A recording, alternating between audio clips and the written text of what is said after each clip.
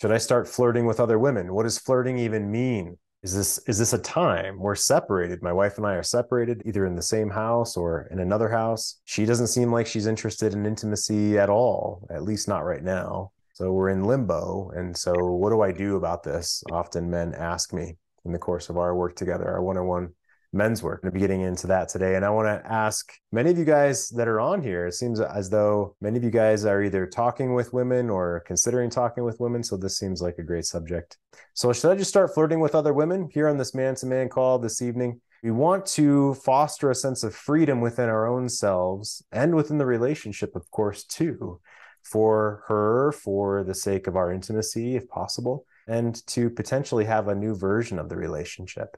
Maybe things are stale right now, or there's no sex happening, or you're with a new woman or want to be with another woman, and you want to make sure that intimacy and sex are all that they possibly can be for you and for her. So we're here to talk about all those things in the context of a monogamous long-term relationship. So start flirting with other women. Here's 4 things to consider. But what does flirting even mean? What does flirting mean to me? When's the last time I even flirted with a woman that wasn't my wife or my soon-to-be ex?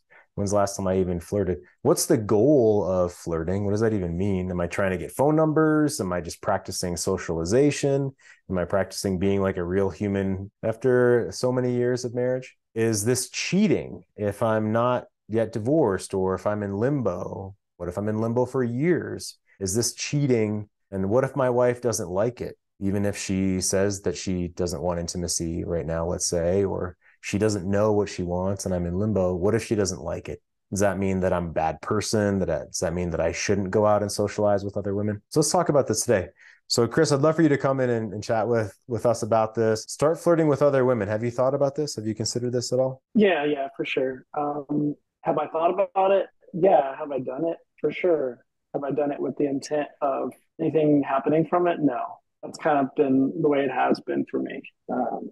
I go to the gym pretty often, and there's girls who I've befriended there who I would say I've flirted with. But at this stage, at least at the current moment, although it's gotten, interesting recently, definitely have not had the intent of doing anything past just conversational flirting, if you will. That's what Sure. I would So, say. so is Um, is what level of flirting would you say would be across a line for a relationship, or with the spot that you're in and the mm, separation that you're in? no, I mean, I feel like anytime you start to throw in anything that implies any type of like sexual innuendo or like actually advancing anything past like just like friendly, joking, flirting, I think that's probably the line, which I wouldn't say I've crossed that line at all. I don't know. It's kind of a it's kind of an ephemeral type of thing, depending on who you talk to. I mean, I'm sure you know some women would think of that as like not okay, but I don't know. Do I think that my wife has not been flirting with other men? I doubt that she hasn't been. So,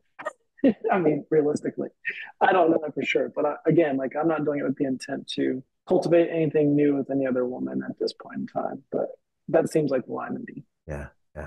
Well, so you were saying sexual innuendo over is cross a line. So is that flirting? We don't need to get into the weeds on the words, but is it just being social and fun and befriending, like you said, the Yeah, girls at the gym, like basically being friendly? Is that what you mean?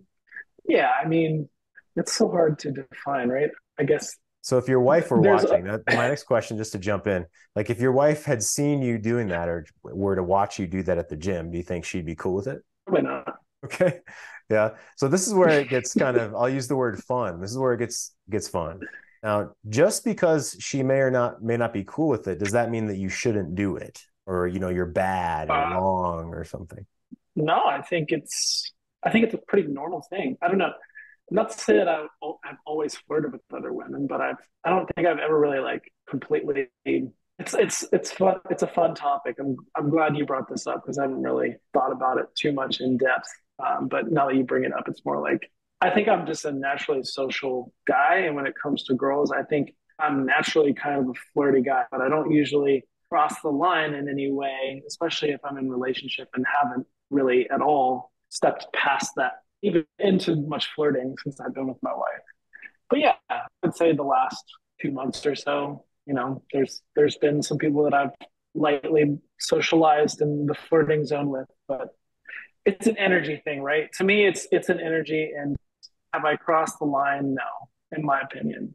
Would my wife be a huge fan of witnessing it based on how it's been? Like, no, I don't think she would like it. Do I think that that's potentially a good thing? I do, because I think that's for her a reminder that, hey, I'm not trying to manipulate her in that situation. Let's just play devil's advocate or just like present the situation. She's literally there, fly on the wall, witnessing it. To me, that's a, hey, he has options. He can be social and relate to other women. Maybe I should think about this. Yeah, thank That's you the way for I think about yeah, thank you for going there. That's a part of where I wanted to drive during this call at the very least was to play with that idea that if we still have confidence within ourselves that we can go out and be social and cultivate an interesting conversation with a woman, not any woman or every woman, but like shoot our shot a few times just by starting a conversation about whatever it may be in the coffee line, wherever you are, if you're shooting the shit, that shows that you can get women basically. And that gives you a dopamine hit. It gives you this feeling of egoic power, right? And not that ego is bad. And I want to tip my hat to some of these things that are shadow parts of our lives that maybe we don't think much about.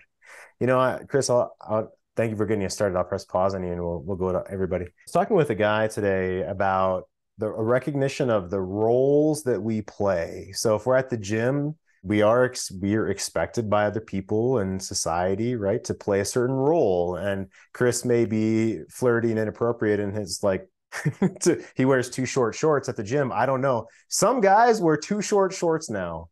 Am I the only one that has seen this? It's a new thing. But we have these roles at the gym. And if we go outside of a role and use sexual innuendo or go outside of a role in our relationship, how does that affect our own integrity?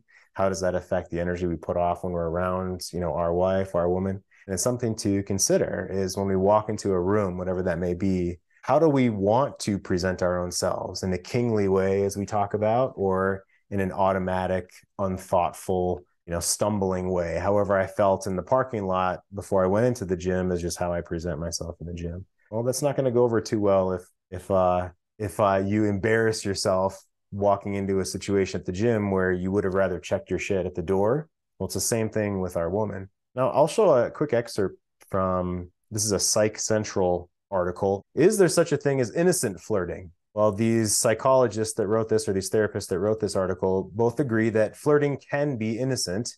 You may not even realize you're giving off flirtatious cues. Ultimately, the intent, like you're saying, Chris, the intent behind flirting that determines if it's cheating. Another way to think of this is, are you trying to hide it? Are you actively aware and trying to hide, right? That's not a good sign. So that's a great start for our call. So Chris, I talked with you a bit of this offline, but I want to just ask you here while we're talking now, and then I'm going to go over to Steph and Tim and Dan. So what's a win for you personally as a man over the past few weeks here? Yeah.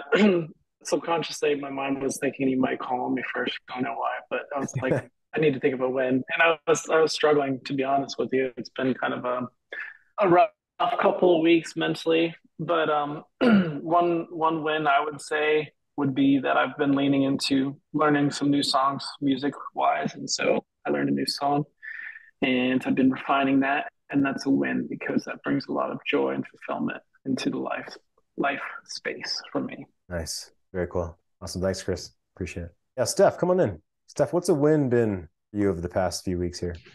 It's good timing. I feel like I've been winning, so that's good. Um, my situation a little bit. We talked before where I've been separated now 2 years. I don't think there's any going back, and that's okay. Last time you were asking me, when are you going to start dating? You need to get out there. Women are probably not throwing themselves at you. Fair, that's true. It's not happening. But to provide more context, like I work from home 3 days a week. The office where I work is very closed off. There's not a lot of women there. And, other than taking care of the kids, going to work and doing music or cycling, I'm pretty much to myself. So it's very limited feminine energy. But lately, I've been working for a festival that we have in town. So it's good. It makes you meet people and, just chat with new people that you don't know, different Nice. backgrounds, Yeah. different age. And, The last 2 years, I'm a pretty shy person, pretty reserved, but some of this work has been where, giving less fucks. I am who I am. This is how I am. This is what I find funny. This is what I enjoy. And if people don't agree, that's okay. They don't have to like me. So I've been putting that more into practice. So I'm less shy to like share things or laugh. And if people don't laugh with me, that's okay. Yeah. So, meeting women, but not necessarily women that I want to go further with, but just the fact that, having that interaction and it goes well is kind of refreshing when it's been so long. I'm not necessarily at a point where I feel like I want to flirt, because just I don't want to come out as, hey, nice to meet you. And then boom, here's a flirt. Like it's more of, see what develops, if there's a connection, if there is, you know, can I get your phone number? We can hang out sometime, or push that further. So yeah, for me, that's the win lately. Flirting wise, I feel like right now it's just being confident. Just like if you're talking to them and you find interesting, being able to look them in the eye, smile, and just have a nice casual interaction. I feel like that's a really good start. Yeah, huge wins, Steph. So how long did it take you to kind of edge your way into that, practice your way into walking up and talking with women and at this festival and such? It just happened, honestly. Like it was just fuck it, let's go. Nice. So Yeah, nice. yeah. Very cool. So So I think the less you stress about it, the less you think about it, the less you're going to screw up. And if you do screw up, that's okay too. I'm fine. No big deal. yeah, that's exactly right. I practiced when I was single, and I tell guys, you just got to start moving your feet, walking toward the woman before you try to even think of anything in your brain, really. And then Yeah. by the Yeah. time you get there 3 seconds later, share some impression that you have of her, or right, that's when you chime in and start something up. Yeah. Yeah. Odds are you're going to fuck it up anyways. It's just how Yeah, you right. recuperate after. Right. It's the vibe You and the might, energy that you have more than the words that you say anyway, right? pretty much. Yeah. So yeah, I think it's a start and I'm happy with that, and we'll see what happens. Good stuff. Yeah, fantastic. Good to see you. Thanks, All Steph. right. Thanks. Yeah. Hey, Tim, come on in. It's been a bit. Yeah, tell us a win over the past few weeks here. Good to see you. Hey, long time no see. It's just being more. My brother got married a couple weeks ago, and just being at the wedding and just listening more, asking more questions, making it about the other person and not about myself. Because I'd have a tendency to dominate a conversation, and so I just practiced gutting the fuck up, and it worked really well. So, which is nice, when you learn a lot about lots of people, because I didn't know 90% of the people there. That's a win in my book, that, hey, just practicing listening instead of talking. Sure. Yeah, absolutely. And especially when we're nervous or when we're trying to impress people. I noticed that for my own self. If I'm nervous, I can start talking really fast. Do you like that at all, Tim? Uh, no, I don't think that I get nervous about it. I think it's just more that, like, I used to not like the silence. Like, my dad was such a silent person who never spoke. So there was always just silence in conversations. And because of that, I overcompensated and, just kept talking and talking and talking and talking and never listening to anyone. So I don't think it's nervousness. It was just, I didn't like the way it was with the family. So I didn't want that going forward. Yeah, wow, Tim, that's a huge realization, that it's sort of a fear of the silence because of that memory or that recognition. That's really cool. And now I love silence. So now I know what my dad liked. So What helped you get to that point where you were afraid of it or nervous around it, the silence, or afraid of it, like you said, to the point where now you love it? I think it's more this work that I spend the time thinking about stuff instead of reacting to things. I run it through my head a million times, and like almost like pick it apart. Like, okay, this is probably what you did wrong. Almost like analyzing behaviors, and So I just spend more time doing that. I wonder if that's what my dad did, or if he just liked quiet. I never asked him. So, and he died 10 years ago, so I can't ask him anymore. So that's why I like the silence now, is that I actually use it, productively, as opposed to filling it with noise.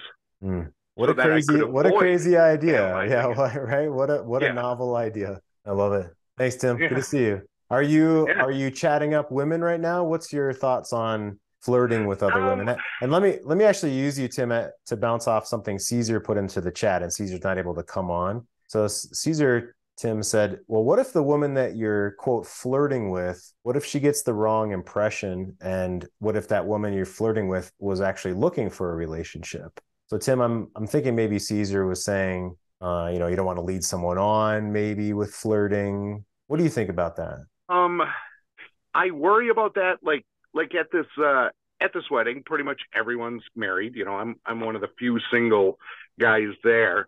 And that, like, if I show too much interest, or being interested in them, not in any way other than learning about them as a person, that it'll come across as me wanting something from them, that I am flirting for something more, as opposed to, no, I'm just being nice, I'm just being myself. And yeah, so I hear you, right? So where is the spectrum? Yeah, so where's the spectrum of I just don't say anything because I just avoid people, and I just right, and I just keep talking until the police arrive. Like there's got to be a middle ground in there somewhere. So yeah, what do you think about that? I haven't asked that question. As long as the cop's nice, whatever, I can explain it.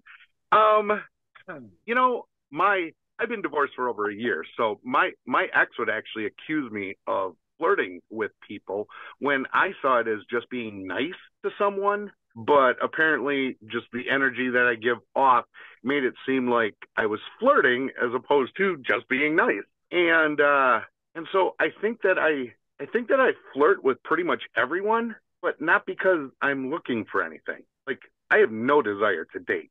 I have no desire to do anything with any woman right now.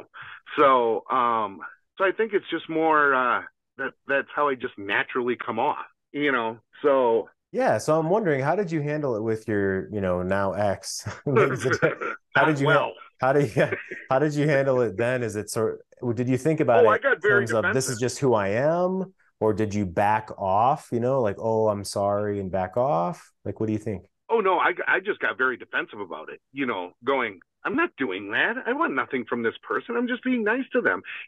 I over-explained myself, which I was very good at. So, yeah. Yeah. So, yeah. That's another win. I have stopped explaining myself to people. My answer is my answer. Fuck you if you don't like it. Yeah. So yeah, beautiful. That's another win, which I really like. Good. Yeah. Fantastic. That's what I'm feeling in the way you're saying it right now, is this is who I am, and whether you like it or not, that's okay. Yeah. Yeah. Tough shit. Yep. I love it. So thanks, Tim. Good to see you. Yeah. Nice to see you. Absolutely. Yeah. Let's see. Dan looks like he's out in the garage. It looks like he's doing work. I'm not sure if you're able to say, hey, Dan. I also wanted to nod to Keith in the chat. Yep. Dancing, karaoke, meetup, cooking classes, and fucking up is a win. Yeah. Yeah. Dan, are you able to come on in? Yeah. What's a win for you over the past few weeks, over the holidays here? Good to see you. Hey, Jeff. Good to see you too. Did my best trying to get caught up on reminders of my ex-wife, taking things down to Goodwill, what have you, trying to get my life organized in that respect, because there's just a lot of neglected projects around here that need to get done. And so it felt really good, making some progress on that stuff, because it's been, lingering in my mind for a long time. My dad had recently passed. He died on early June. So it gave me an opportunity to kind of clear out his remaining stuff here at the house. And so, in terms of a win, that was a pretty big win for me. I was able to get a lot of things knocked off on the to-do list. Oh man. Yeah. I didn't do spring cleaning this year of the garage. That's usually like every 2 or 3 years. But my father passed away about 1.5 years ago. And so, yeah, we went through quite a lot of old stuff, and still going through pictures and these kind of things. And while I cherish the opportunity, obviously it's still nostalgic and painful at times, but it feels good to take a step forward and like declutter things. Sounds like what you're going through. Yeah, exactly. Yeah, I took better part of a month since his passing, not to really spend any time in the room or kind of going through stuff. I just wasn't really ready for it. But last week with the week off, it was just good. Get rid of marriage, all photos, this stuff, and go, what do you do with that? Yes, nearly 30 years worth of photo albums and photos and frames. Do you puck it into the dumpster? I mean, what do you do with it? So I ended up boxing it up and got the stuff, secured out in the garage. And maybe the girls would like to see it when they know. Yeah, it was a little bit choppy, but I heard what you were saying. What do you do with 30 years of photos, and do you chuck them or do you store them? I actually came across an old backup of Right. my previous computer from quite a long time ago and had lots of pictures on it, right? And it had divorce paperwork on it. This is a long time ago now. That kind of stuff. And I thought the same thing. I'll just hang on to all this. The pictures might be fun one day. The other stuff I don't know so much, but I'll just hang on to this. Yeah. Thanks, Dan. Good to see you. Absolutely. Yeah, you bet. Good seeing you. Keith, come on in. What's been a win over the past few weeks for you? Good to see you. I'll make it simple. Just surviving. I mean, just having little bumps in the road and being able to handle them myself and moving on. I've changed jobs. I'm working as a contractor now, and I also started a new business. So just going through those changes and finding out that everything isn't as easy as it seems, having bumps in the road, Yeah. and just being able to work them out myself and figure them out, and just always remembering no one's going to come save me. So I got to figure this out. Well, I So those, appreciate you that you're here with a smile on as always. Yeah. So congrats on the new position, I guess. Is that congratulations? It sounds like something you wanted. yeah. So I I'm actually self-employed. I worked as a contractor with some logistics companies, and I actually started my own business, marketing business. So I'm pretty excited about that. Just getting everything running with that. I'm like at the beginnings of that. Just got my IE in and all that type of stuff, and Yeah. setting up the framework and going from there. And I also am working on a contracting project with the city of St. Louis, with the contractor out there. So that's going to be something pretty cool. We were today discussing how they're going to pay me and what my duties are, and if I should take the job and all that type of stuff, what I'd be doing. So I'm already going to do it, but I Yeah. just want to be fairly compensated. Or actually, Yeah. what? Fuck that. I don't want to be fairly compensated. I want to be overcompensated. Yeah. Yeah. Yeah. Good. I hear you. Good stuff. Well, congratulations. I love when you guys bring, your wins and your celebrations, no matter how big. Yeah. Absolutely. So Keith, tell us more about flirting with women. What would you say the difference is between, just socializing? Put the word just in front because it minimizes it, right? You hear that, Keith? Just socializing versus flirting. What's your thoughts on that spectrum? Well, I think he's got his camera off now. He was talking about it earlier. I think his wife was saying that the gentleman I was talking earlier was saying his wife was accusing him of flirting with a whole bunch of women. Oh yeah, So, Tim. Yeah. Go yeah, ahead. yeah. So I think that I've gotten those accusations before, and I think the difference for me, just like the video or what you showed us earlier, is intention. Like I know I'm flirting with somebody, and I call me playing around flirting too. So, but like when I'm flirting to actually do something with another woman, I know it. I know because I feel it. Like I'm bringing a different type of energy. It's like sexual, a little bit more intense energy. So that's me. Now I know there's the flirting with fun and games, haha, and all that type of stuff. But behind that flirting, I always have a little. If I'm right and I'm feeling right, I'm bringing that sexual energy, and for me, that's the difference. If I'm bringing that sexual energy, then I am definitely flirting to move this along. Yeah, that makes me think of another conversation from today, Keith. So let me ask you, sexual energy. I teach this as head, heart, balls, right? Three different places in your body: head, heart, balls. And sexual energy is like from your balls, from your legs, from your core and below, showing up with energy there. And what does that mean to let me flash back to me before doing any of this work, let's say 15 years ago. I was just in my head, right? I don't know what it meant to come from your heart or for a woman to feel you from. I've had women say, I can't feel your lower chakras. Like, I have no fucking idea what they're talking about.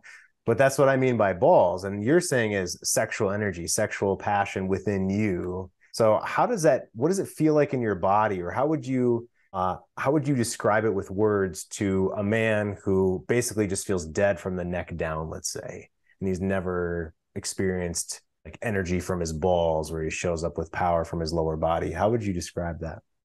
Okay. For someone that's never felt it before, okay. For me, it feels like you're coming from the position of power within yourself, though.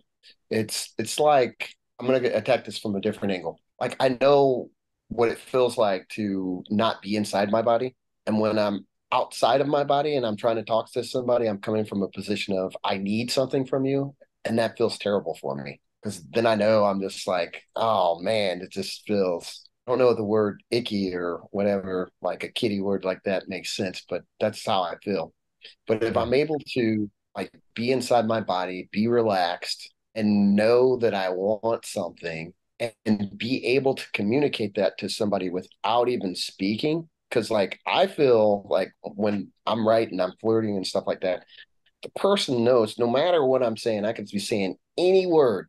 They know that my intention is I would like to get to know you better, you Right. know? Yeah. So I think that just being inside of your body and having the ability to, I wouldn't say the right word is to arouse yourself, but well, okay, to arouse yourself, but not in the sense of, you know, you're coming there with something poking out of your pants.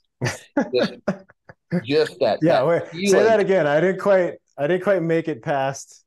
Yeah, so just you that arouse you just yourself. have What was that that? you just have that feeling like before things actually happen. You just bring in that energy, that playful energy, like, hey, look, I got this energy. I'm feeling good. I got my mojo. I got this. I'm inside my body. I'm laid back and I'm cool with what's gonna happen. And I want to let you know that I want you. Gotcha. So the inside your body part, I hadn't thought of it that way myself, inside your body versus outside your body. So when you say outside, like this neediness, like I'm hollow, or do you kind of actually see yourself from the outside? So now I think it's because of doing this work, I can see it a lot more. There's times where when I approach women and I feel like I'm being too needy, and there's two different ways that I see this. One, I see what I'm doing, like by words and also by body language. I might be leaning in too much